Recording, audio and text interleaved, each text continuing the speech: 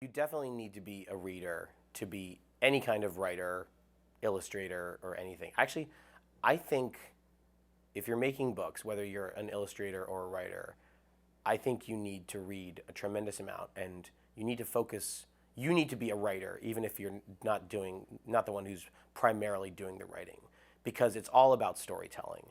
And I just look at the illustration as another tool in the arsenal for storytelling.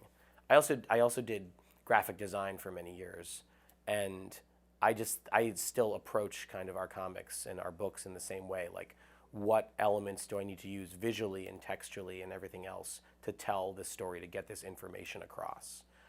But to do any particular genre or format, you need to know that format. You need to know that genre. You need to read and read and read to the point that you don't even have to think about what the forms are, how it's done. You just know. It just comes out.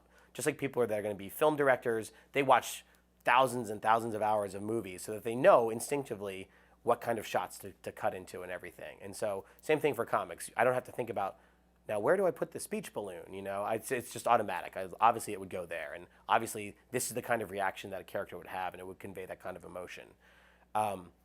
And so of course I still read comics.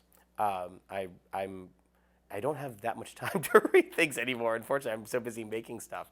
I try to keep on top of the other children's comics creators right now, which is a big task because there's so many of us now, which is amazing. So, I just read Sisters by Raina Telgemeier, and I read Boxers and Saints by Gene Yang. I just the other day read Brian Lee O'Malley's Seconds, that comic, not for kids, but still great.